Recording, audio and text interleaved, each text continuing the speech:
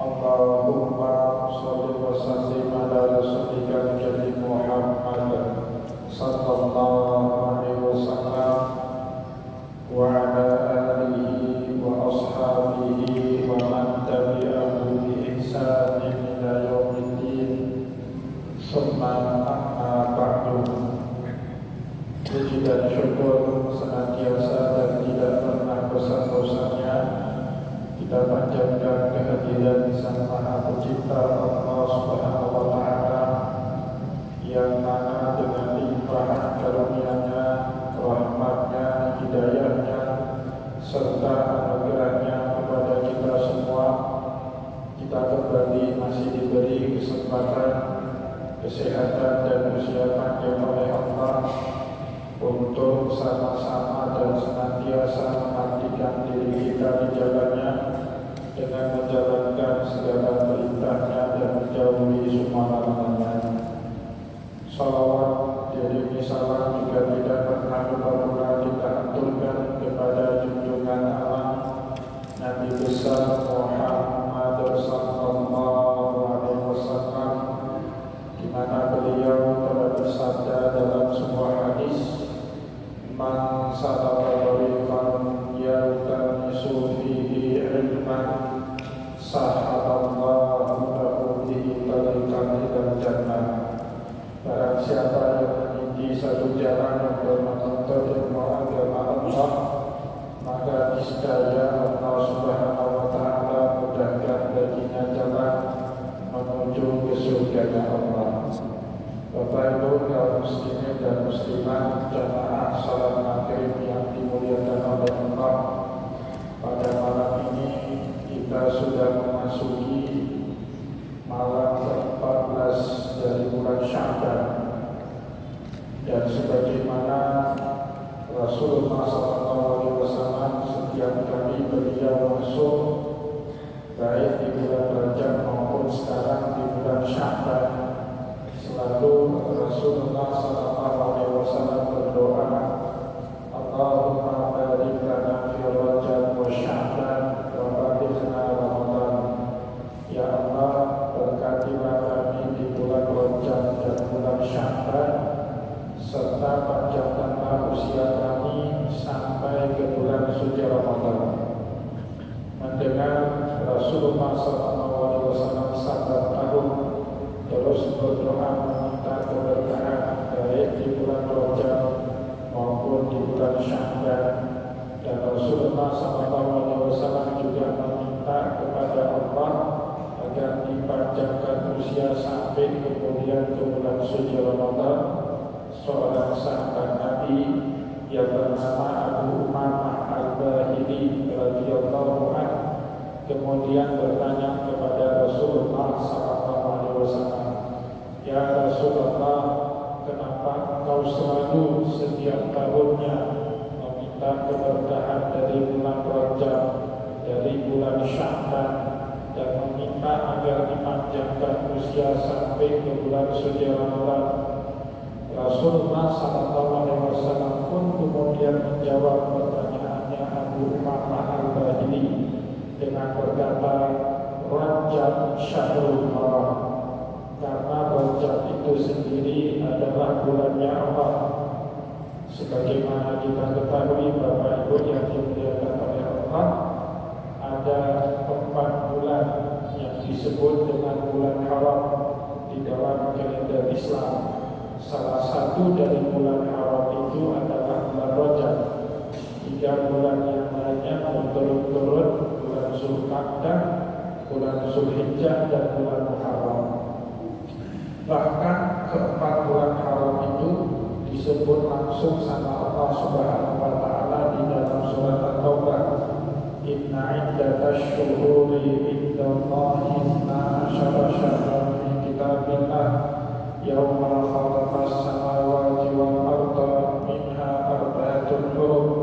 Sesungguhnya jumlah bulan dalam 1 tahun dalam kalendernya Allah berjumlah 12 bulan.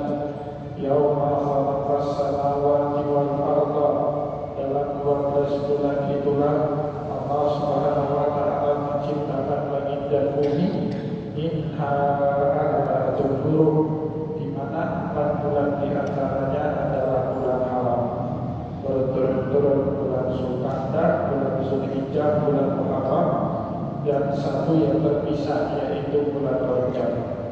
Maka pada saat Rasulullah ditanyai kenapa selalu beliau meminta keberkahan dari bulan Rajab, jawab Rasulullah SAW, Rajab syahrullah, karena bulan Rajab kemarin 1 bulan yang lalu itu adalah bulannya Allah.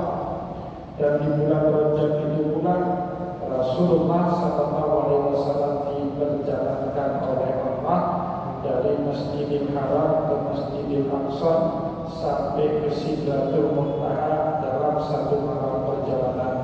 Subhanalladzi asra bi 'abdihi lailan minal Masjidil Haram ila Masjidil Aqsa alladzi barakna hawlahu linuriyahu min ayatina innahu huwas samiul basir. Lantas kemudian Rasulullah SAW juga menjawab, kalau Rajab itu bulannya Allah, maka Sya'ban, kata Rasulullah, wa anna Sya'ban syahri, adapun bulan Sya'ban adalah bulannya aku, kata Rasulullah. Maka Bapak Ibu kaum muslimin dan muslimat, jamaah pengajian yang dimuliakan oleh Allah, kita salah satu amalan yang diperintahkan dalam syariat untuk kita perbanyak di bulan Sya'ban ini adalah bersalawat kepada Rasulullah SAW. Tadi dengan jelas Rasulullah saat ditanyai kenapa beliau selalu minta keberkahan juga di bulan Sya'ban, Rasulullah SAW menjawab, Sya'ban syahri, Sya'ban itu adalah bulannya aku. Maka setiap kali datangnya bulan Sya'ban, Rasulullah SAW minta kepada para sahabatnya, idza dakhala ahadukum Sya'ban fakassiru alayya sholatakum, jika kalian sudah masuk bulan Sya'ban, perbanyaklah salawat kalian kepada diriku. Fa inna sholatakum alayya ma'rudatun, karena setiap salawat yang kalian baca, terutama di bulan Sya'ban, pasti akan dibalas sama Allah Subhanahu wa Ta'ala.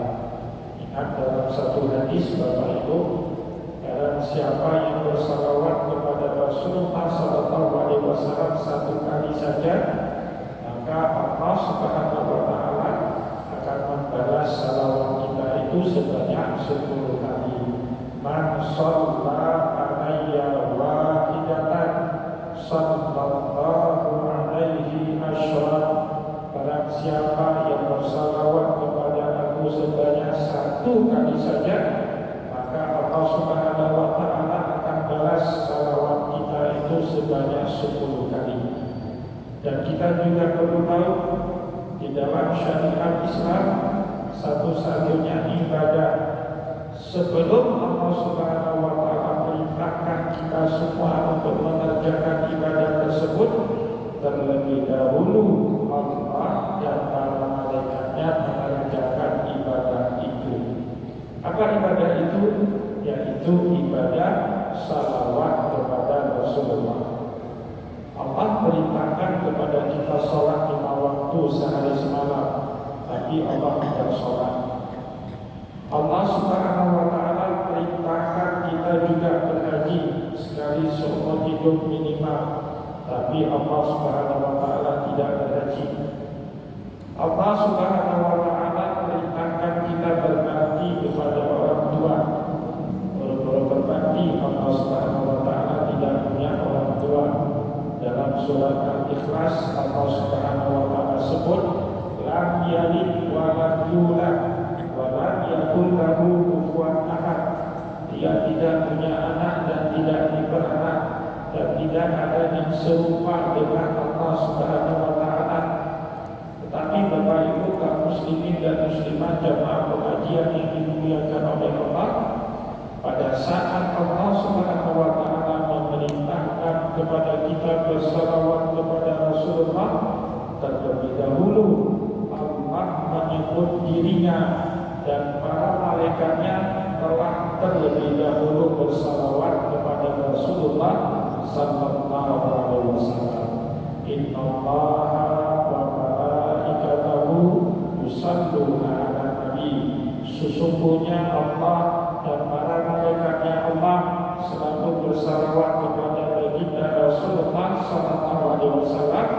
Baru kemudian Allah himbau kepada kita semua orang yang beriman, ya ayyuhalladzina amanu sallu alaihi wasallimu taslima.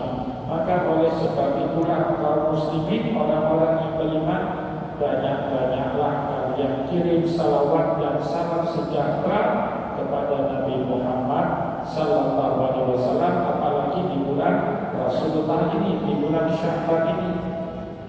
Maka Bapak Ibu yang dimuliakan oleh Allah, salah satu cara kita mempersiapkan diri terbaik di bulan Sya'ban ini, pertama dengan banyak-banyak bersalawat kepada Rasulullah sallallahu alaihi wasallam.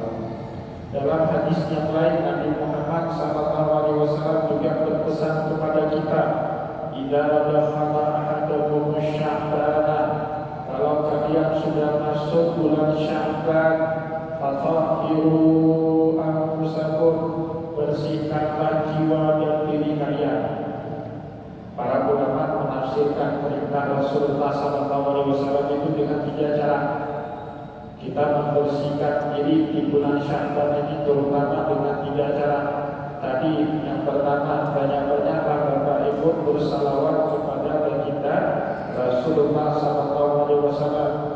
Yang kedua, disunahkan kepada kita banyak-banyak memperbanyak ibadah sunnah, ibadah sholat sunnah. Rasulullah SAW berkata dalam satu hadis sahih, "Idza qama al-'abdu yusalli," jika seorang hamba berdiri kemudian dia mengerjakan ibadah sholat, "utiya bi dzunubihi," maka Allah Subhanahu wa taala akan membawa dosa-dosa yang sebelumnya dia kerjakan. Maksudnya dosa-dosa yang kita kerjakan sebelum kita mengerjakan sholat tersebut. Tadi sebelum kita sholat maghrib mungkin ada ngomongin orang, mungkin ada menzalimi orang lain. Nah, dosa-dosa itu dibawa sama Allah pada saat kita takbiratul ihram, utiya bi dzunubi. Allah Subhanahu wa taala bawa dosa kita. Farudi'an ala ra'sihi wa 'atifaihi, kemudian dosa-dosa itu diletakkan oleh Allah di atas kepala kita, di atas 2 pundak kita. Sayang Bapak Ibu, kita tidak bisa lihat, tapi Rasulullah dengan mukjizatnya, Rasulullah SAW kalau beliau menunaikan ibadah sholat, beliau berlama-lama dalam rukuknya, berlama-lama dalam sujudnya. Selain karena memang sujud itu tempat mustajabah doa. Ingat dalam satu hadis sahih, Rasulullah SAW bersabda, "Aqrabu ma yakunu al-'abdu min rabbih fa huwa sajidun fa aksiru du'a." Titik koordinat yang paling dekat antara diri kalian dengan Allah di dalam sholat pada saat kita sujud. Maka Rasulullah SAW memerintahkan kita untuk memperbanyak doa pada saat kita sujud. Selain itu Bapak Ibu, hikmah Rasulullah lama-lama dalam sujud, di saat itu kalau kita punya dosa sebelumnya, maka dosa-dosa itu akan berguguran bersamaan dengan rukuk dan bersamaan dengan sujud yang kita lakukan. Wabil khusus lagi Bapak Ibu, di malam nisfu Sya'ban, insya Allah malam besok, ini malam 14 Sya'ban, insya Allah malam besok bertepatan dengan malam Jumat.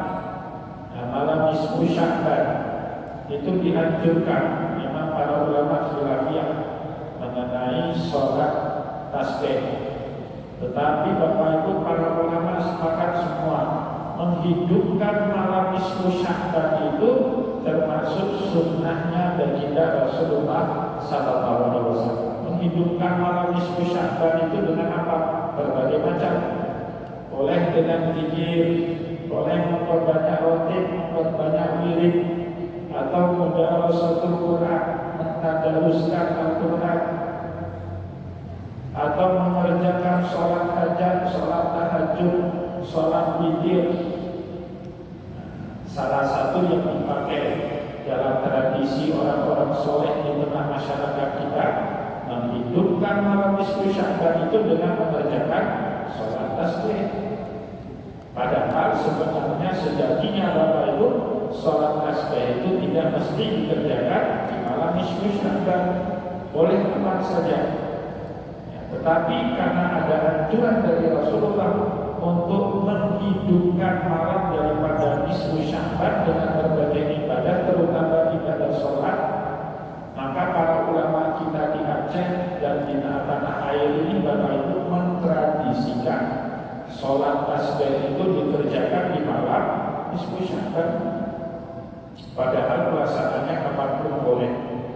Rasulullah SAW dulu beramanah kepada pamannya Abbas bin Abdul Muttalib. Kata Rasulullah kepada pamannya itu ketika Abbas bertanya kepada Nabi, "Ya Rasulullah, tunjukkanlah kepada diriku amalan yang bisa meningkatkan derajat aku di hadapan Allah." Maka Rasulullah menunjukkan beliau mengerjakan sholat tasbih.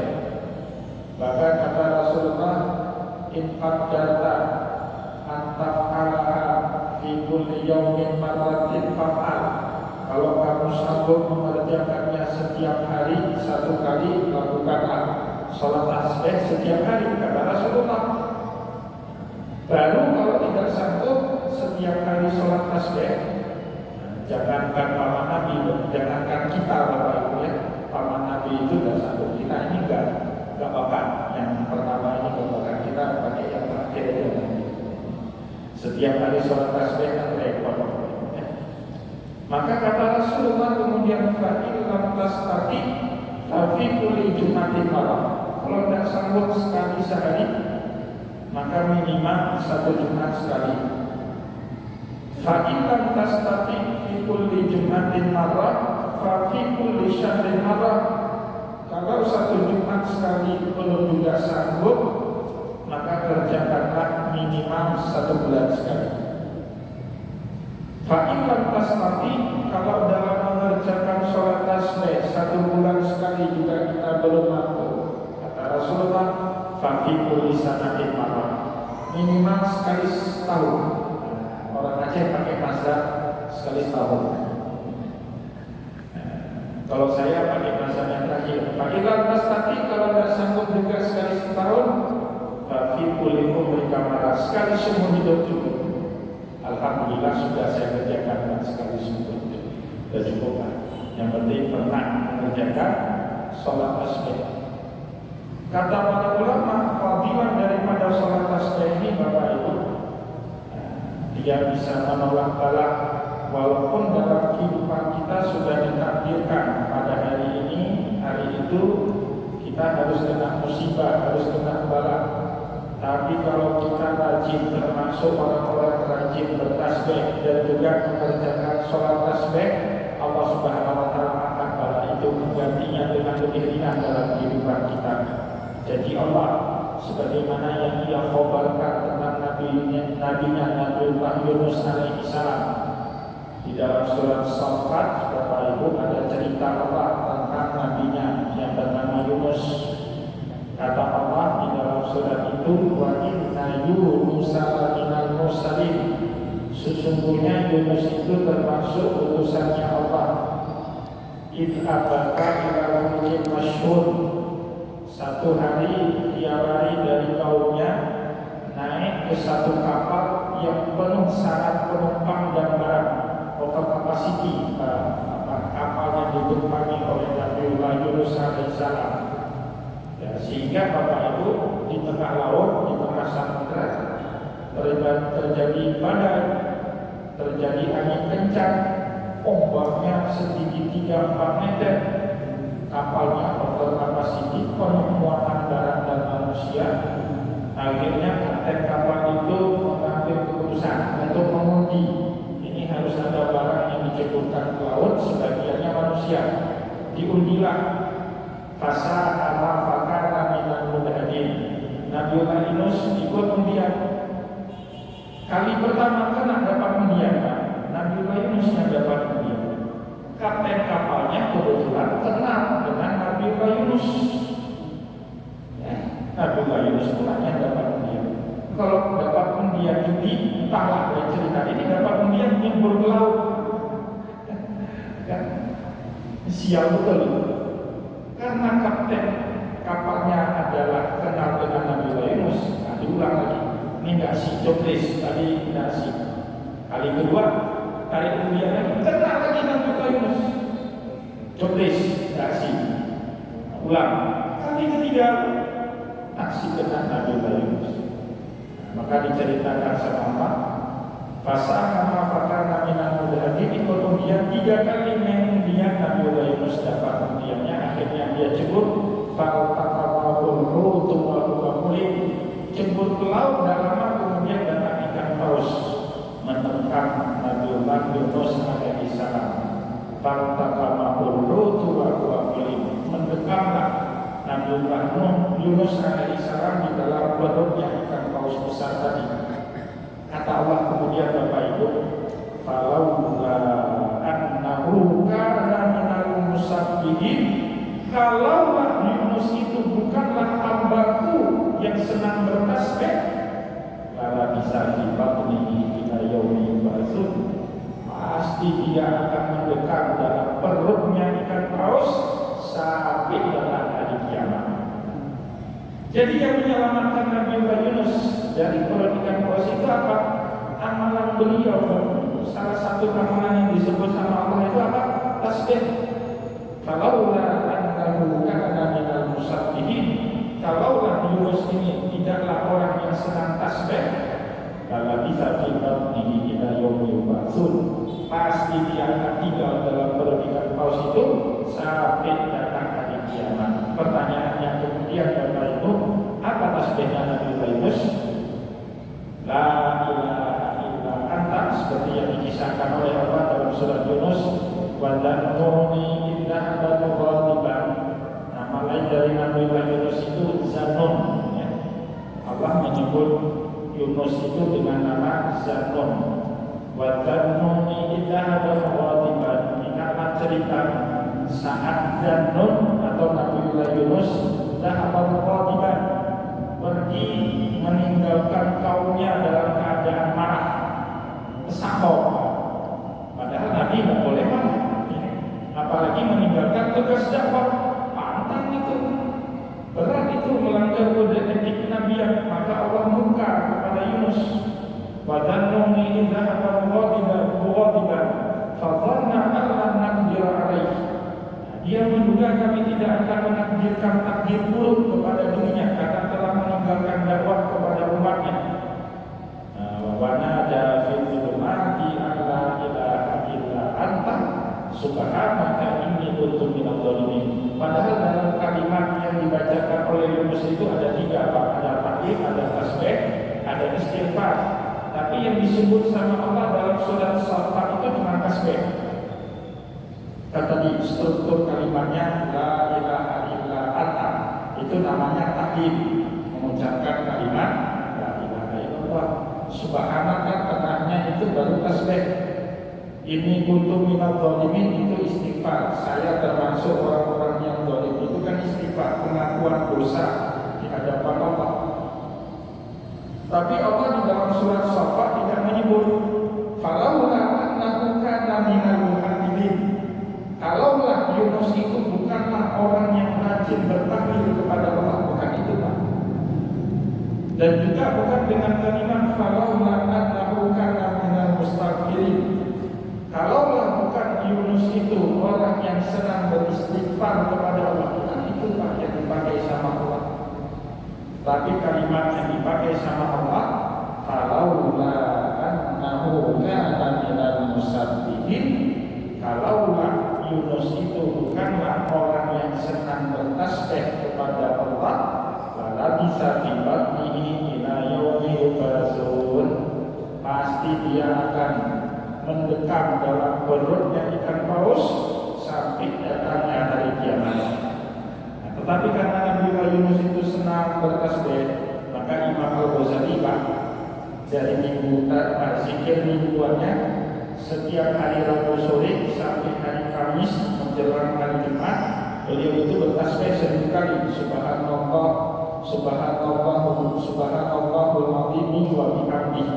Itu tasbihnya Imam Al-Ghazali setiap hari Rabu sore sampai hari Kamis sore. Beliau mengamalkan tasbih itu sebanyak 1000 kali. Subhanallahul azim wa bihamdihi. 1000 kali beliau mengamalkan tasbih. Nah, barokah tasbih yang diamalkan oleh Nabi Yunus itu, apa kata Allah? Fanadatsnahu bil ala'i wa huwa saqim. Ikan paus itu kemudian memuntahkan Nabi Yunus. Terdamparlah Yunus di tepi pantai wa huwa saqim, dalam keadaan sakit. Ya, 10 hari Pak nggak makan nggak minum karena sakit. Ya, syukur alhamdulillah perutnya ikan paus itu tidak mencerna Nabi Yunus. Kalau dicerna itu habis, itu umat hancur Nabi Yunus. Nah, tapi tidak berhenti di situ barokahnya tasbih yang diamalkan oleh Nabi Yunus, tidak berhenti di situ. Kemudian kata Allah, wa ambatna alaihi syajaratan min yaqtin. Terdampar di tepi pantai. Tiba-tiba di tepi pantai itu Bapak Ibu tumbuh berbagai macam jenis pohon yang berbuah. Syajaratan min yaqtin. Bukan hanya itu, wa arsalnahu ila mi'ati alfin aw yazidun. Kemudian kami mengirim Yunus kepada satu umat, jumlah mereka sekitar 100.000 orang. Nah, ada umat. Bagi seorang nabi, Pak, prestasinya apa? Ada pengikut, ya. Diberikan banyak anugerah sama Allah Subhanahu wa taala dengan sebab barokah tasbih yang beliau amalkan. Moga-moga Bapak Ibu kalau kita punya luang waktu, ya, sehat besok malam, ya, punya tenaga, ya, kita amalkan salat tasbih itu. Moga-moga dengan keberkahan salat tasbih yang nanti kita kerjakan, Allah berikan banyak kelimpahan berkah di dalam kehidupan kita, sebagaimana janjinya saat Ia menceritakan barokahnya tasbih Nabi Yunus, baik di dalam surat Yunus ataupun di dalam surat As-Saffat. Nah, itu cara yang kedua, kita membersihkan diri jiwa kita di bulan Sya'ban ini. Lalu kemudian para ulama mempelajari apa lagi yang dilakukan oleh Rasulullah di bulan Sya'ban. Ada yang ketiga, apa yang ketiganya?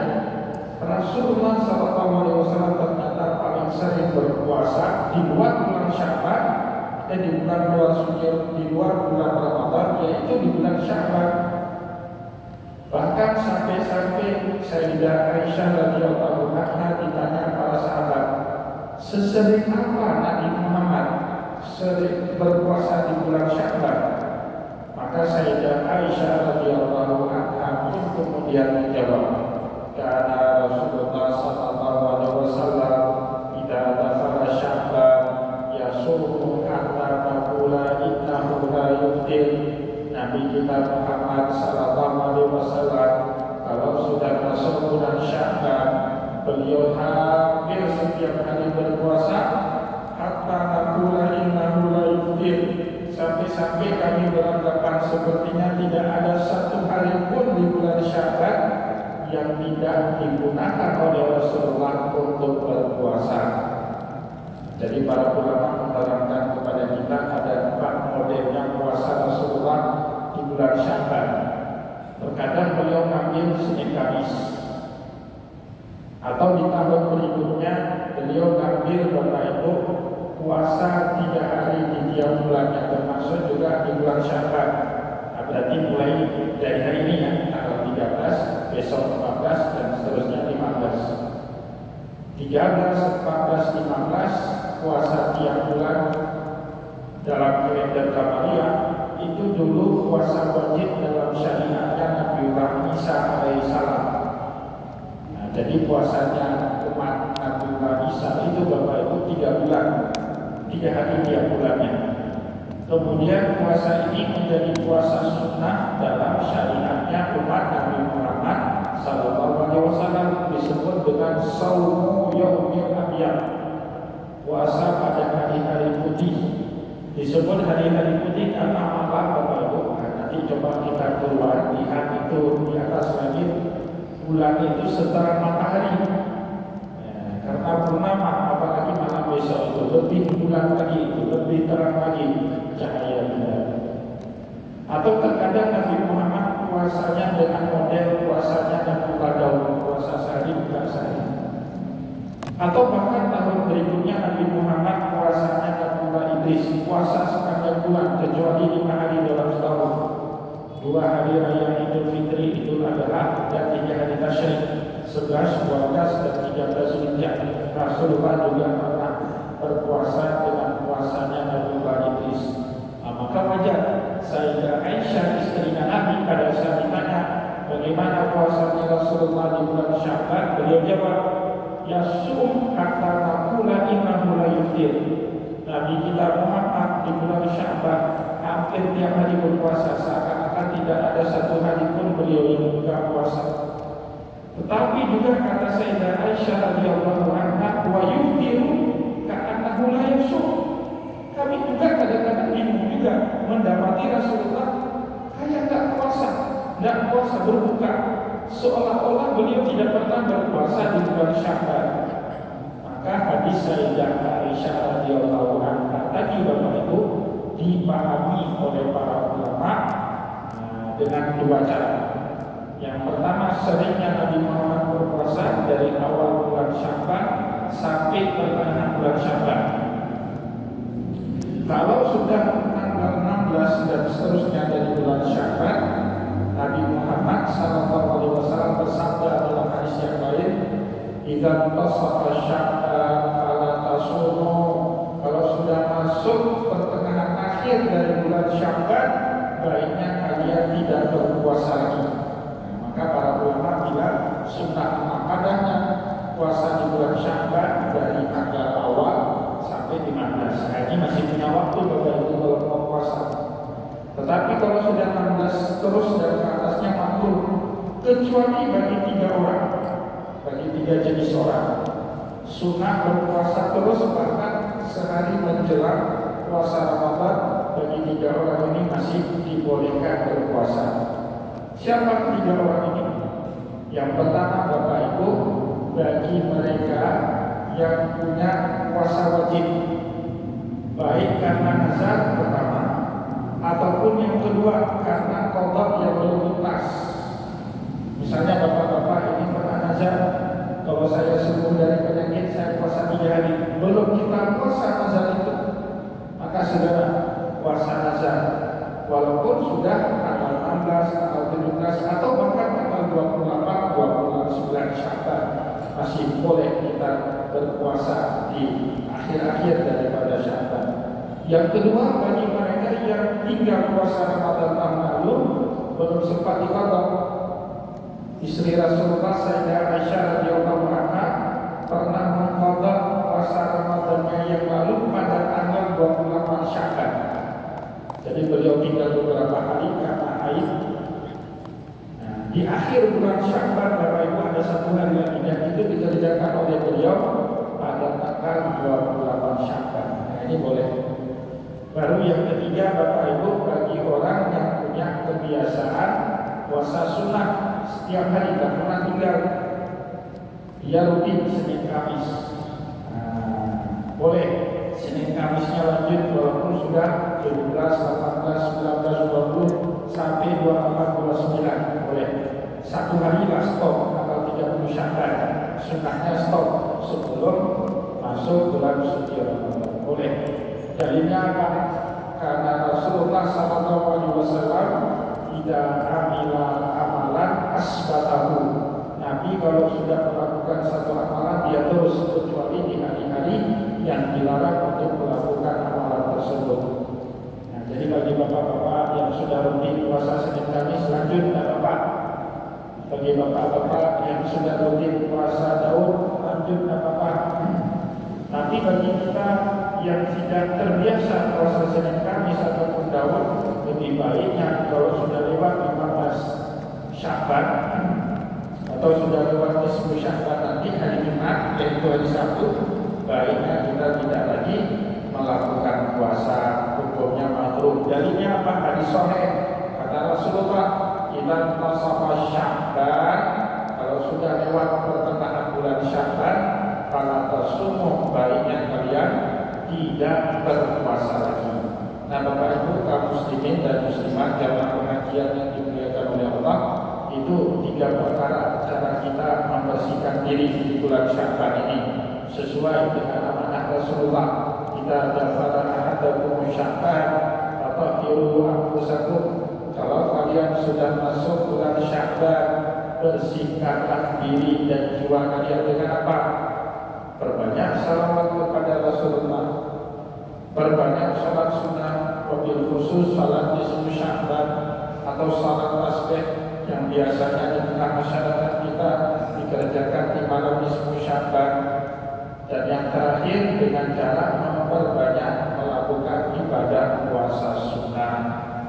Maka kemudian balik kita kepada hadis pertama tadi, setelah Rasulullah menjelaskan kalau Rajab itu bulannya Allah, Sya'ban itu bulannya Rasulullah, bagaimana dengan bulan suci Ramadan yang didoakan juga oleh Rasulullah dalam satu paket doa tadi, Allahumma barik lana Rajab wa Sya'ban wa balighna Ramadan.